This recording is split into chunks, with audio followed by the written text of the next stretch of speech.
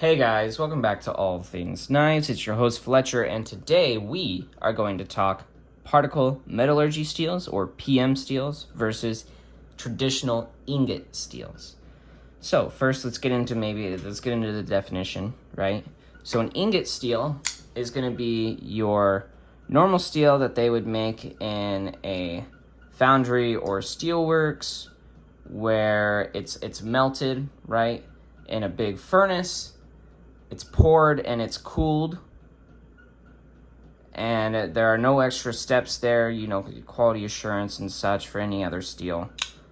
But they pour it out like that, and that's why it's called an ingot steel, because you could pour it out into ingots, right? You could pour it out to bricks, you just let it cool, or you could pour it into sheets, and you just let it cool, right? So ingots are your traditional steel that, for the majority of human history, are what humans have used. And so for the examples we have today, CTS BD1, that's an ingot steel, and 154 CM.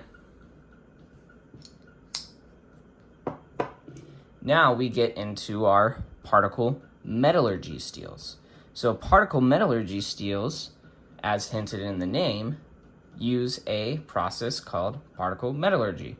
Well, how does that work? Well, particle metallurgy works by, I believe, they put in the powderized elements, they heat it up, they get it to melt, and then what they do is they spray it through this nozzle that atomizes the steel and sprays it. I believe it sprays it onto a surface and it lets it cool.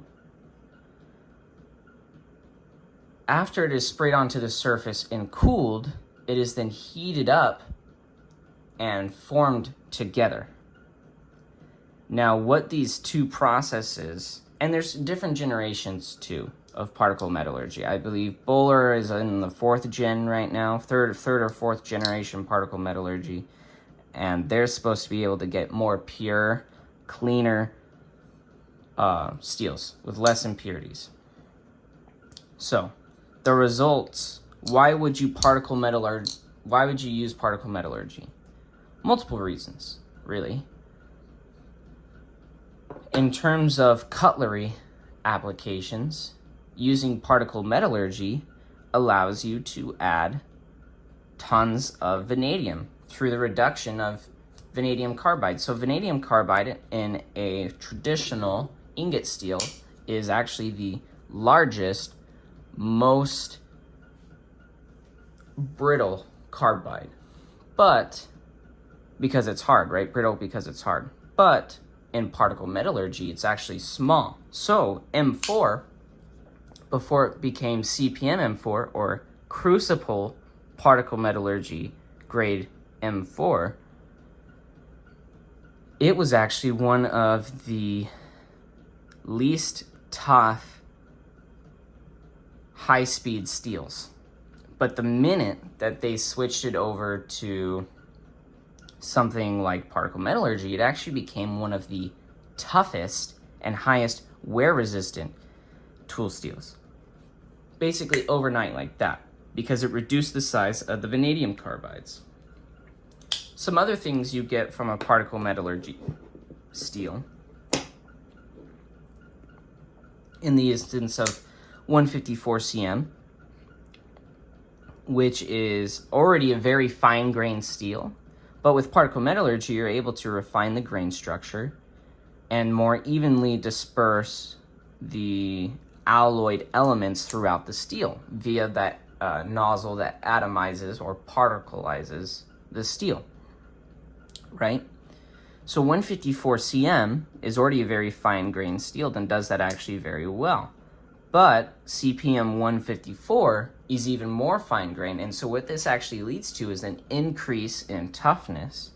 I believe also an increase in corrosion resistance and the ability to heat treat to higher hardnesses, right? CPM 154, you can heat treat, I believe, up to 64, 65 Rockwell. Obviously, that would be one of those custom heat treats that you pay good money for, but it would be an amazing product. So, particle metallurgy versus an ingot steel is going to be more expensive, right? You have increased processes, but you also get increased properties. So, ingot steels are most of the time what you're going to see in a budget knife because they're cheaper, right? Which is why with a steel like 154 cm, right, that has attributes in a Benchmade Griptilian actually very similar to their S30V, why the Benchmade Griptilian was $80, and then the minute they switched to S30V, it jumps up to about $120 for a Griptilian, maybe $110, if you know where to shop around. Not only that, but the ability to add vanadium also makes these steels more wear resistant without sacrificing toughness. The finer grain structure also makes them easier to machine. And so, since they are easier to machine, manufacturers love to use particle metallurgy steels. Also, they like to use them because their consumers get an amazing end-stage product. The particle metallurgy steels, though they are more complex, are a huge generational leap in how we make steels. And, as the example of 154 cm, can change the properties with a same or similar composition greatly. Like, for example, CPM M4 is a great example of that, where it was brittle before, and now it's an amazing use steel that is very tough, can withstand hot hardness, all because those vanadium carbides, the borders of them are kept down to size.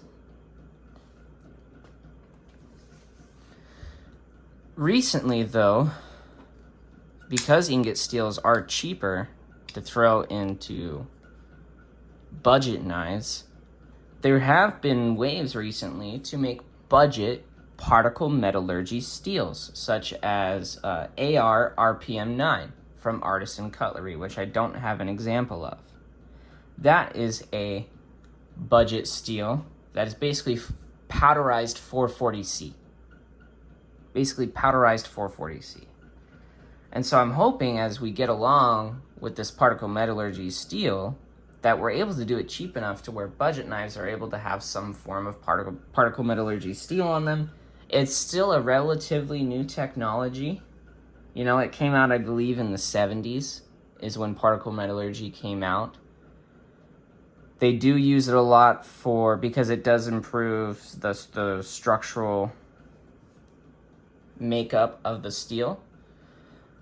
I believe aerospace metals also use this really well. Like 154 cm, for example, is a ball bearing steel that they put in jets. Well, CPM 154 would just be an upgrade to that, where you could get more strength out of that ball bearing. At a higher hardness, you could get improved wear resistance as well. So that's an example of how these steels kind of fit in. Let me know if you guys have any questions. Maybe there's something you felt like I didn't clarify. Let me know if there's, let me know some ingot steels you like and some particle metallurgy steels you like.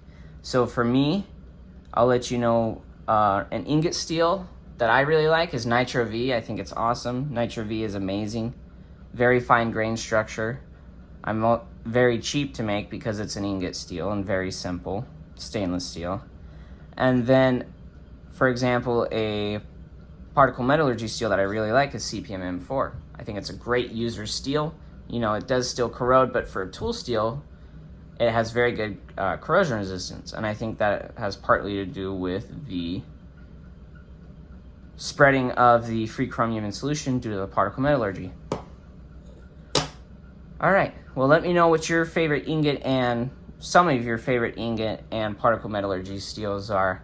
But as always, guys, thank you for watching and stay sharp.